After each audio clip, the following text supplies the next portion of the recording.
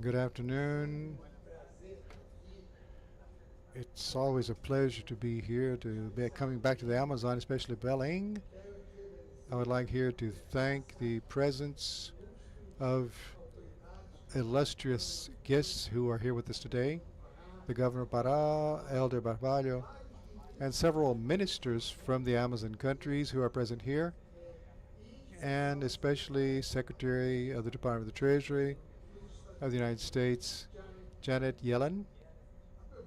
I would like to take advantage of the opportunity to note that this is the first visit that the Secretary is making to the Amazon. So you're very welcome.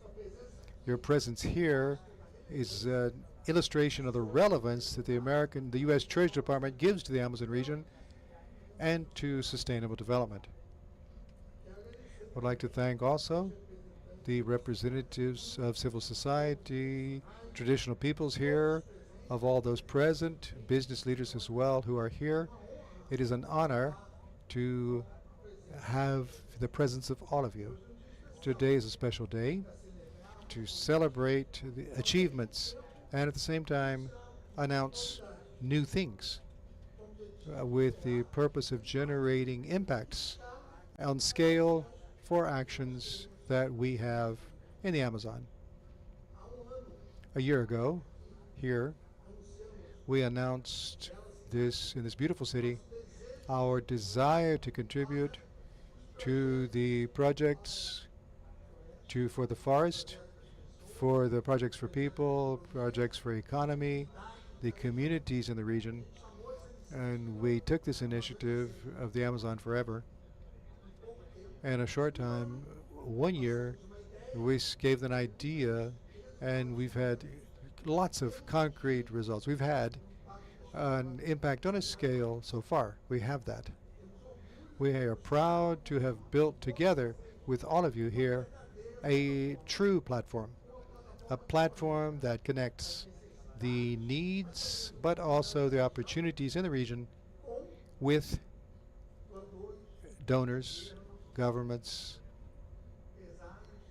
business leaders, the private sector, research centers, public banks, private banks. All of these that I mentioned are involved. And we have organized, these are currents, these are links that we have organized for the common objective, the common purpose, which is to protect this region and its people. I will share, first of all, a little bit of what has been achieved and won within the platform of the Amazon Forever. And after that, I will talk about the next steps. 12 months ago, a year ago, our projects here, which had already begun through this initiative, this Amazon initiative, we reached $1 billion around. Just about 5 billion rands at the time. So when I have the pleasure, the honor to say that the projects in the region today total $4.2 billion in new resources just this year. So therefore, we're talking about close to 25 million reals. So then we, in terms of it's a fourfold increase, 199 projects, a fourfold increase, 123 in the region, and 66 being prepared. 123 done, ready, and 66 being prepared. But the Amazon is always more than isolated projects. Today, the ministers said that they didn't want isolated projects. The Amazon is always a system. We are concentrating on actions and practical results with synergies between the public and private sector. An emblematic case here is in Pará, which was consolidated as the birthplace of the search for information, creativity that we're talking about, that has a positive impact on the forest, on the economy, in the cities, and with people. Our public role, we have been working to promote bioeconomy in Pará and the Amazon with everyone. One of these projects allowed us to quantify how much is the potential for the Pará bioeconomy. It could reach $170 billion by 2040. 30 times more, a 30-fold increase. So then we're able to multiply enormously.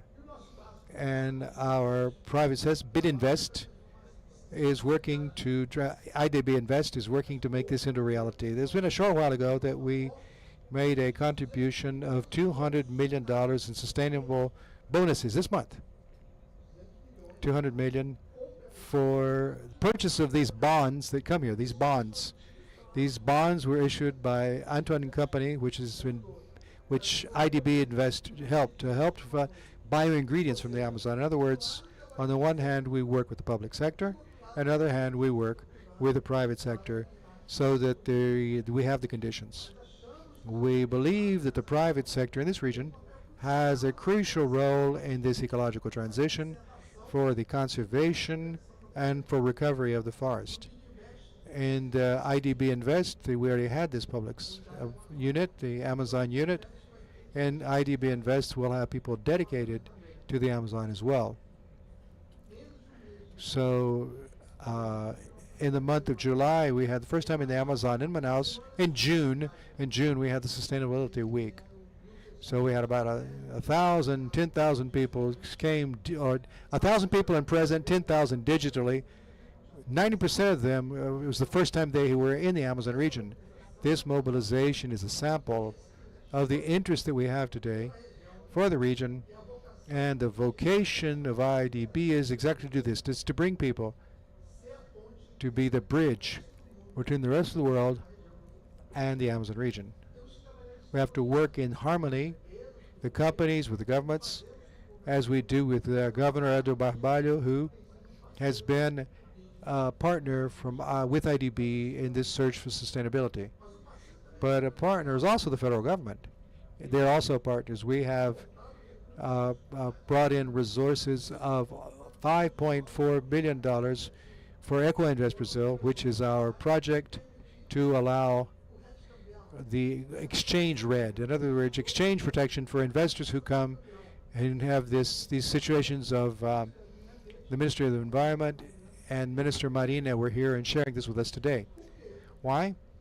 Because each million that we put in here, the Brazilian Treasury estimated that gives a result of 10, come back if you multiply it. And so if we in fact we can predict the investments from the exchange risks. There's a lot yet to be done, and we will continue in Rio. I came straight from the G20 in Rio here, together with Secretary Yellen. We announced the margin for the Amazon to everyone. It's a fund where each individual will be able to buy with smaller quantities, like 100 reals, and you buy a piece of our projects in the Amazon.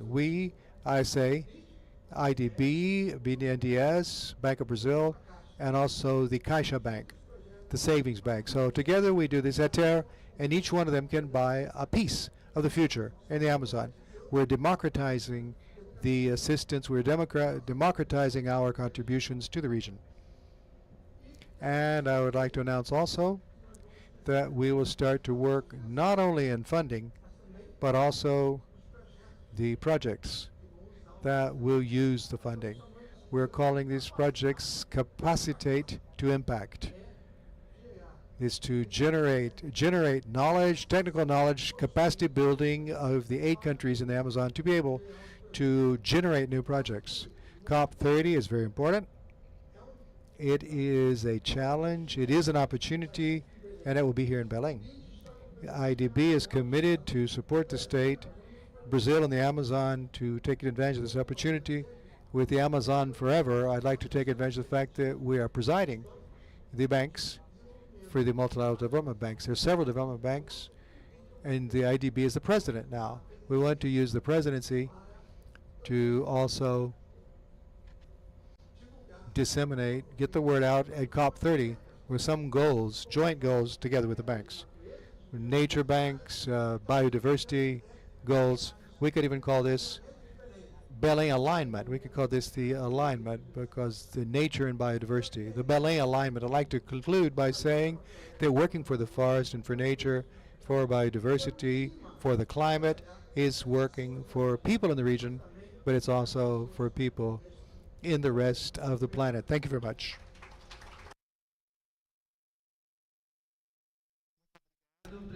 Thank you so much, President Goldfajn. I invite now Mr. Elder Barbalho, the Governor of the State of Pará.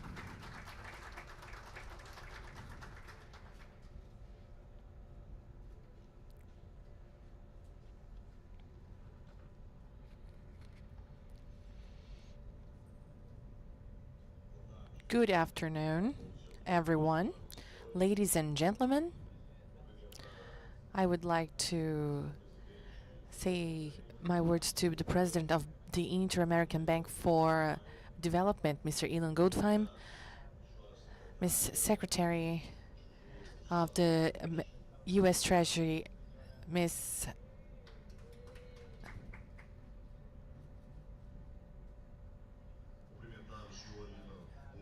Ilan Goldfajn, President of the Inter-American Bank of Development,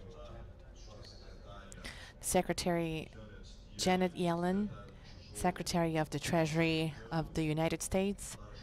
I would like to welcome you to our state, welcome you to the Amazon. I would also like to welcome the Ministry of Finances in Pan-Amazon, which are here for this important event led by IDB. I would also say my words for the President of the Assembly of the State of Pará, Deputy Chicão, also the civil society present here, members of culture, research, also sectors that are very important for the economy of our state, here represented by the president of institutions who make the economy of Pará. I'd like to appreciate the welcoming of Museum Emílio Gueldi and everybody who makes this extraordinary research institution, which is a reference to the world and is located in the state of Pará. I would like to thank firstly to IDB, my dear Ilan, for the choice of the capital, Belem, for this moment. It is very symbolic for us to see the mobilization with the agenda of G20 and choosing the Amazon agenda, and particularly Belém in Pará, for this immersion in the discussions for sustainability. And also, there's no other way of doing this without thanking you for the partnership that IDB has been giving to the states in the Amazon, particularly to the state of Pará. My dear Secretary of Treasury of the United States, Janet Yellen, welcome to Belém, the capital of the Amazon, receives you with open arms. And I would really like to highlight that the leadership in this moment of a woman with the power of decision and the voice about the destinies of humanity in human finances, Ms. Yellen, this proves that the world is changing.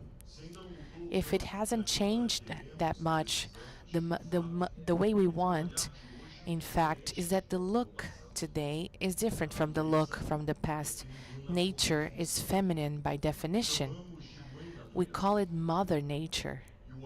And the feminine look is a look that conciliates and cares for. It's a look that looks onto the whole and also the parts. We also look and have attention to people who need the most, who need the most care. It is a look that seeks harmony, and this look is fundamental for the challenges of combating climate change and the preservation of the environment. Ms. Yellen, there is no balance for climate in the world without the Amazon. We know this, but now that you are here, feeling at the same time the pulsing of this huge heart of the earth, I would like to add and contribute to broad your understanding of what is called the Amazon abstractly.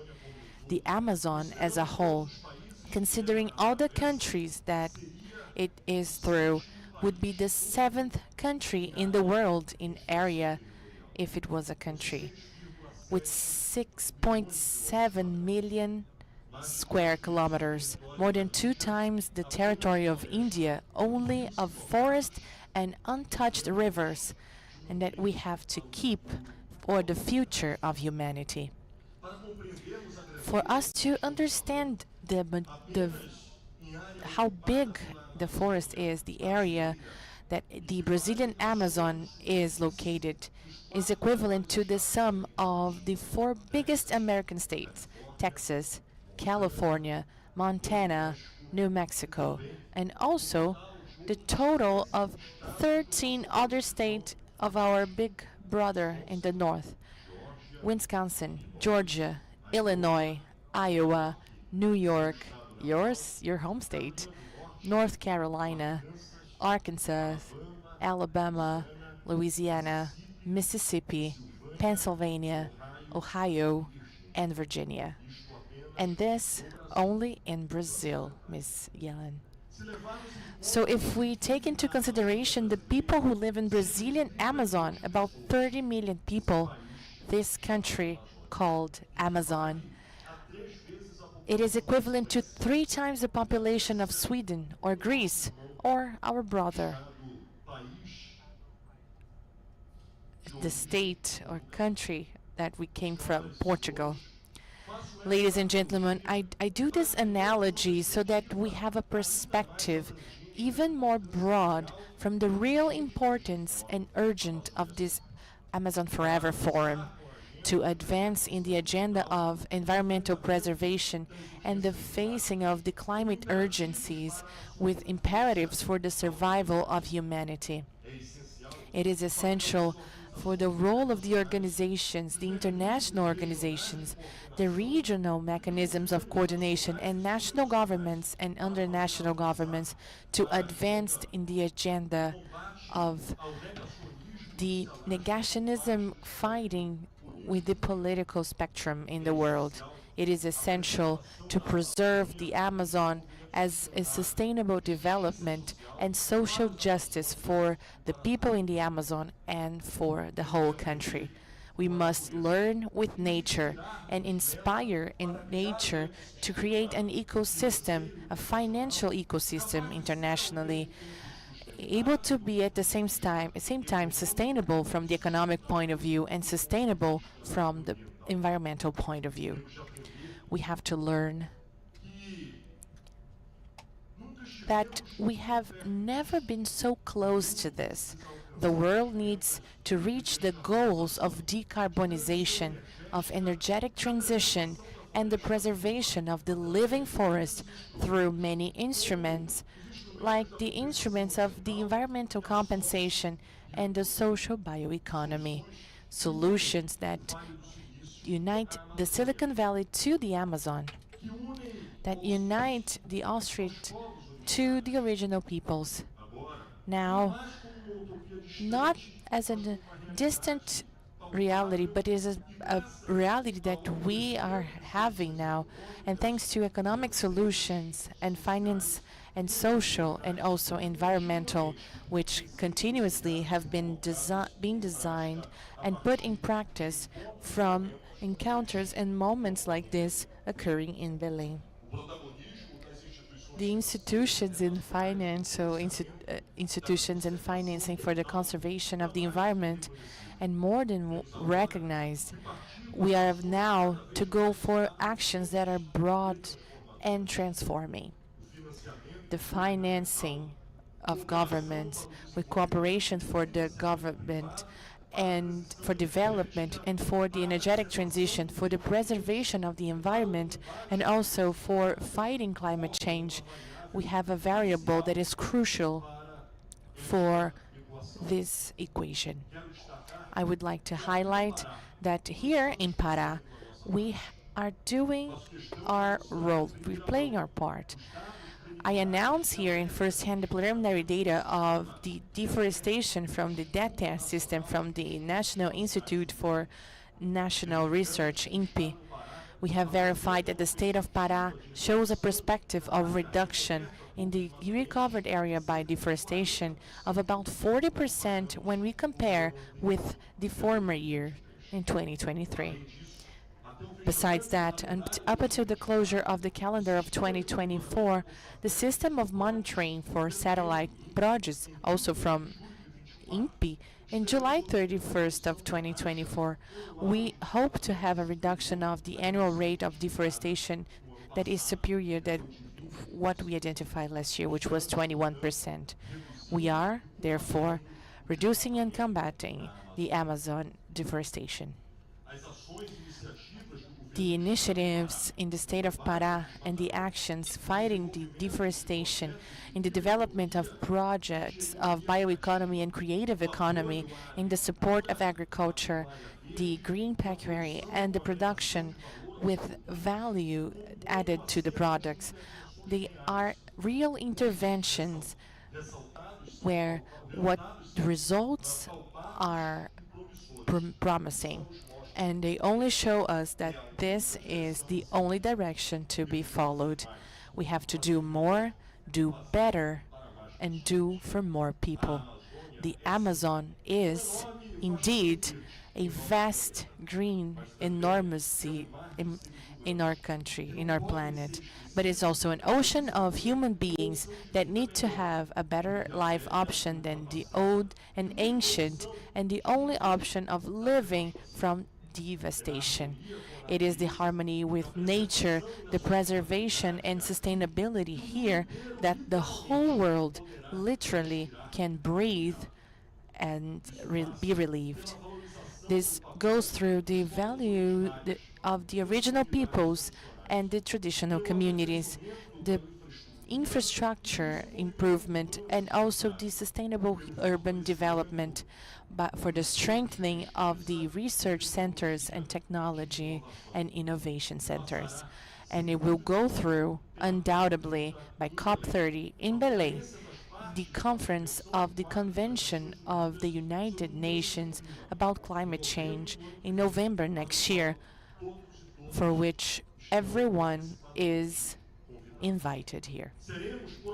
We will be, for a few days, the capital of the world when it comes to the environment, and besides the Amazonian countries, we will have the opportunity to discuss and decide what future we want to have. It is still time, but we cannot delay what is necessary to be done, because the earth will not await for the human beings. The earth will not await for that our species will be aware of the harm that we are doing to the planet.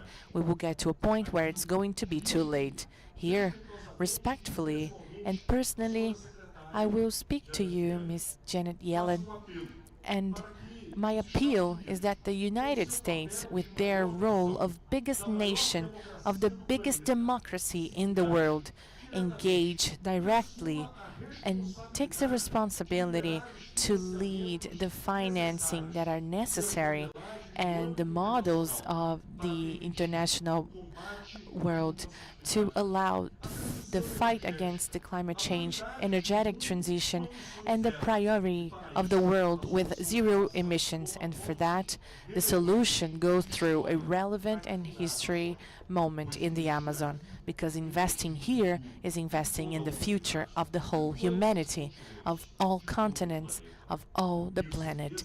I am sure and I am hopeful that the vision that has always been the United States vision in the key moments of the world will also be present in this crucial moment for life of all of us, especially us from the Amazon.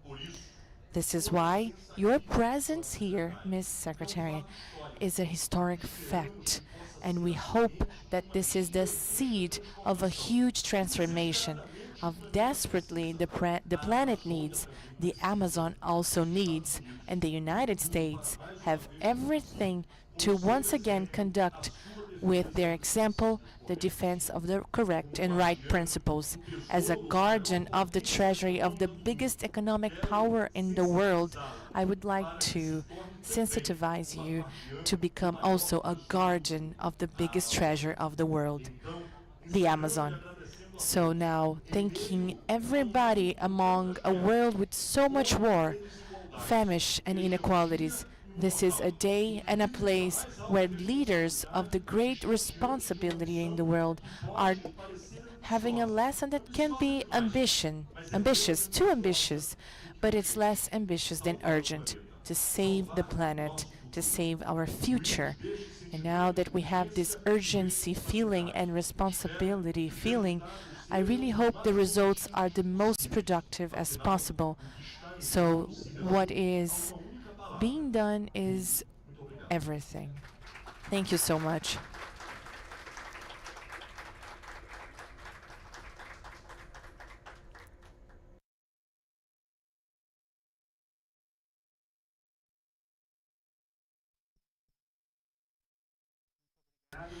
Thank you so much, Governor Barbalho. I invite you now, Excellency Ms. Janet Yellen, Secretary of the Department of Treasury of the United States.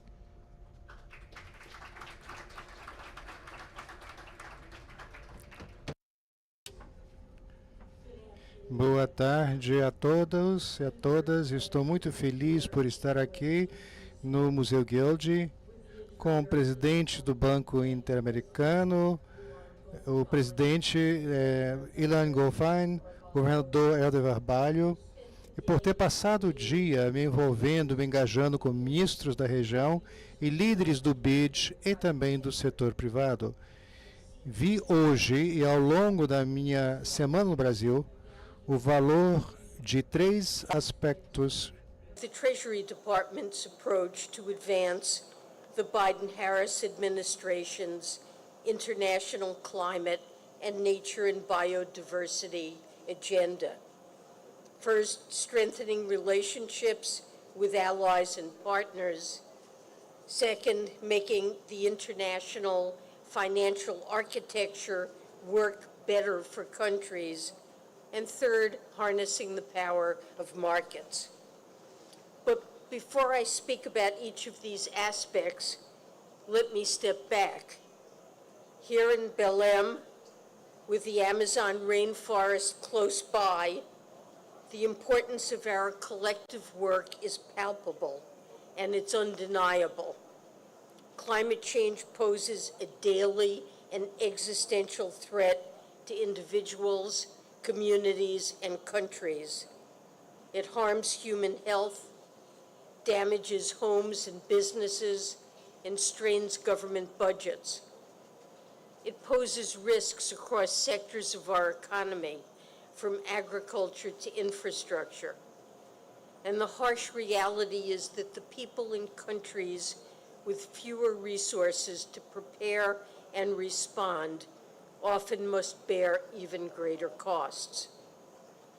In the Amazon and elsewhere, we also see another concerning trend, the unprecedented and accelerating loss of nature and biodiversity. Like climate change, this loss has wide-ranging impacts, from driving migration and fragility to increasing food and water insecurity. And we're in a vicious cycle. Climate change accelerates nature and biodiversity loss, while this loss turns carbon sinks into carbon sources and eliminates natural infrastructure that supports resilience to climate change. Put simply, neglecting to address climate change and the loss of nature and biodiversity is not just bad environmental policy, it is also bad economic policy. But being so close to the magnificent Amazon is also a reminder that the transition to a lower carbon global economy is also the single greatest opportunity of the 21st century. The transition will require no less than $3 trillion in new capital from many sources each year between now and 2050. This can be leveraged to support pathways to sustainable and inclusive growth, including for countries that have historically received less investment. So the Biden-Harris administration has made supporting the transition to net zero a top priority, and the Treasury Department is playing a key role.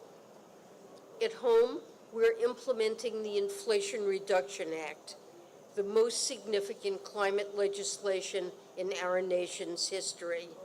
It is driving hundreds of billions of dollars of investment in clean energy technologies and industries that will propel us toward our climate goals and fuel our economic growth. We launched the Net Zero Principles for Financing and Investment to provide guidance to U.S. financial institutions pursuing net zero commitments. And we and other federal agencies together put forward principles for responsible participation in voluntary carbon markets. Our ambitions at home are matched by our ambitions abroad.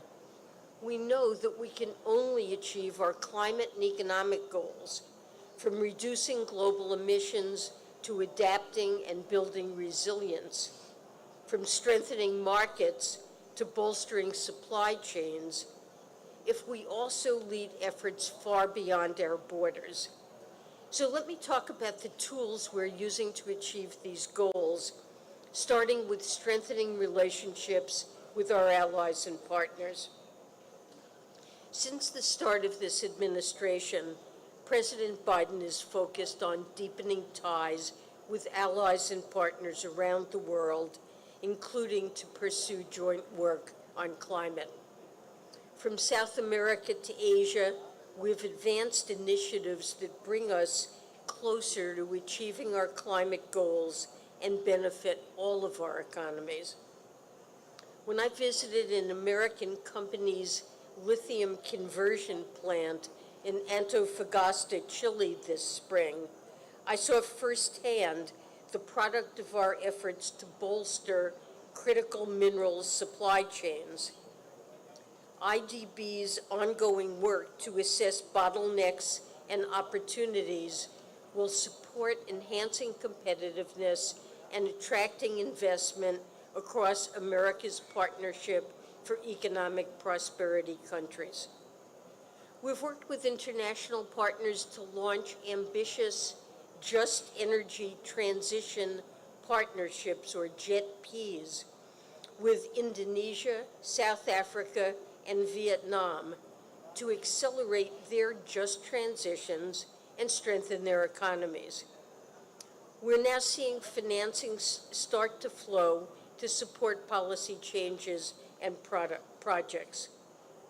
We've also focused on making sure climate is high on the agendas of finance ministries, from together learning how to integrate climate risks into our macroeconomic models to jointly realizing climate-related opportunities. Earlier this month, the United States announced that we will provide $50 million to Brazil's Amazon Fund this year, the first installment of President Biden's $500 million commitment. Just this week, Treasury launched a partnership with Fazenda to strengthen our collaboration on advancing effective climate action. Our work will span bolstering clean energy supply chains to collaborating on carbon market integrity principles, from developing innovative solutions to protect nature and safeguard biodiversity to strengthening the climate finance architecture. This will include a focus on debt-for-nature swaps, which Treasury has conducted for 25 years, supporting 23 debt treatment agreements with 14 countries that have significant tropical forests or coral reefs, including many in Latin America. We're now working to develop principles that can drive the deployment of this tool to support countries around the world. Treasury has also been focused on making the international financial architecture, both individual aspects and the system as a whole, work better for countries. We cannot sustain progress on reducing poverty or achieve the Sustainable Development Goals without more and better support for climate mitigation, adaptation, and resilience. So we need an architecture from the multilateral development banks to the climate and environment trust funds, to the IMF's Resilience and Sustainability Trust, an architecture that works as a system to deliver at speed and scale the financial, technical, and policy assistance that developing countries need to achieve their sustainable development and climate goals. 3 years ago, shortly after taking office, I convened the heads of the MDBs to encourage them to significantly raise their climate ambitions and to discuss concrete actions they could take to mainstream climate change in their operations. Just under 2 years ago, I called for evolving the MDBs, and progress has since accelerated. The World Bank, including thanks to President Bonga's leadership, is now confronting the reality of climate change. It's putting it at the center of the bank's agenda and providing greater resources to tackle it. The regional development banks, including the IDB, have stepped up as well. As we now work to set new targets for climate finance, we build on developed countries having provided and mobilized a record almost $116 billion in climate finance for developing countries in 2022.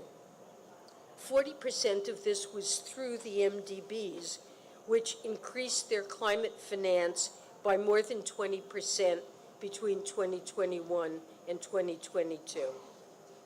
And addressing climate change is now part of the MDB's DNA. They're better equipped to include climate impacts in diagnostic tools and to provide targeted incentives for climate projects. They're working towards aligning all projects with Paris Agreement goals and screening all projects for adaptation. Countries are benefiting from a broader suite of tools to respond to climate-related shocks and crises. And we see greater innovation and responsiveness across the system, from enabling exceptional access to financing for high-income, small island developing states, to piloting climate-resilient debt clauses. The MDBs have also scaled up work on nature and biodiversity, as was clear in the meeting the IDB hosted earlier today. We helped drive reforms at the IDB, including a new business model for its private sector arm, IDB Invest, that includes a focus on climate and nature and biodiversity. And we were proud to partner with the IDB to create the America's Partnership Fund for Nature to finance technical support for nature-based solutions. The climate funds have also been critical to work on climate and nature and biodiversity.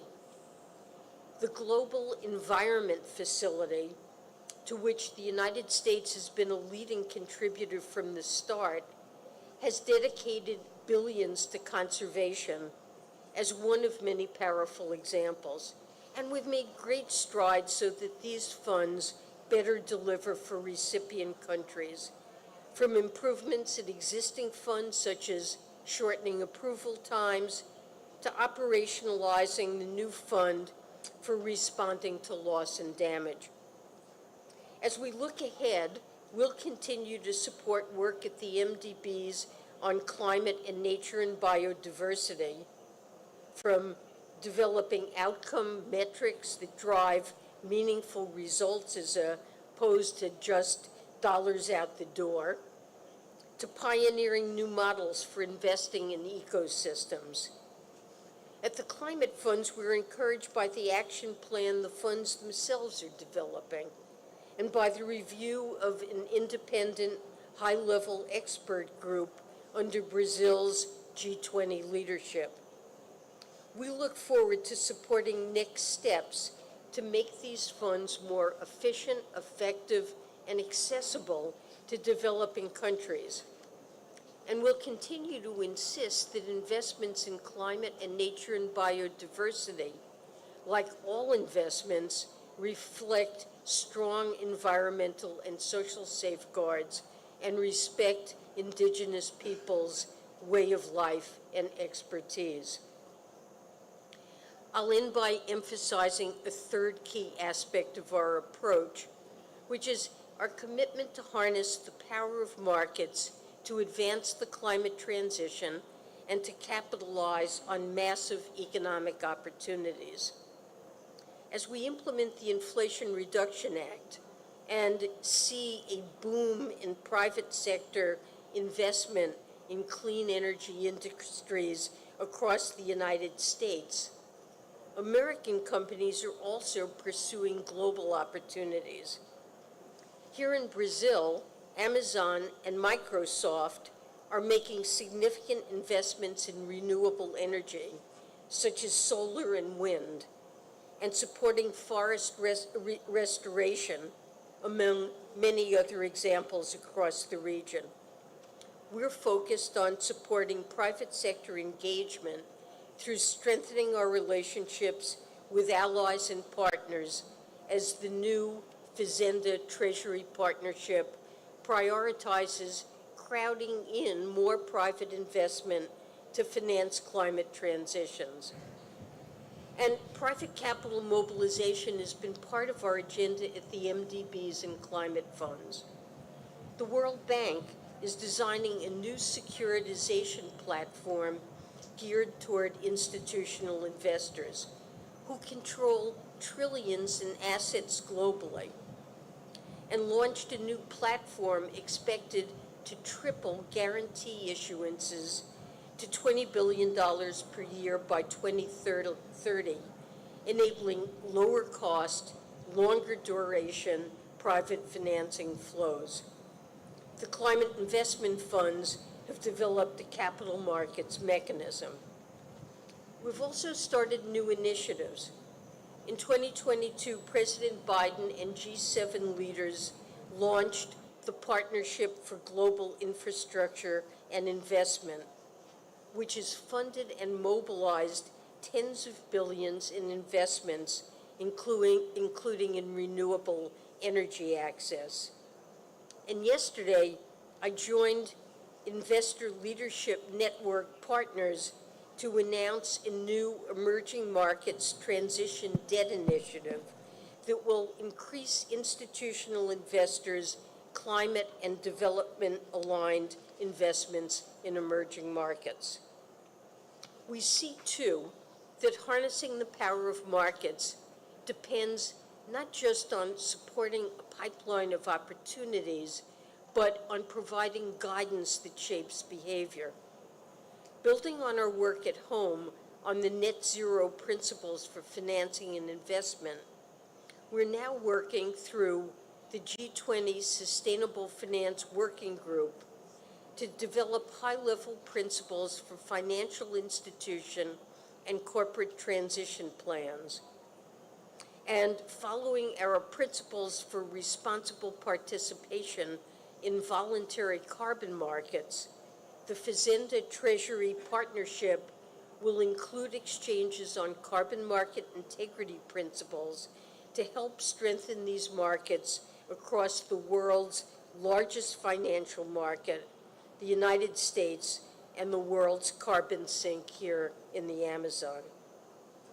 Well, ultimately, through strengthening relationships making the international financial architecture work better for countries, and harnessing the power of markets, we're making progress toward tackling climate change, the loss of nature and biodiversity, and related challenges. We are continuously working to mitigate risk to our economy and capitalizing on new economic opportunities. Here in Belem, as we look toward COP30, we celebrate the progress we have made and renew our commitment to doing all we can in the months and years ahead. This work is complex and it's challenging, but I come away from today's engagements with the belief that we collectively have the ambition, the willingness to collaborate, and are developing the tools to secure a better future for our planet and for all our people. So thank you so much for joining me today.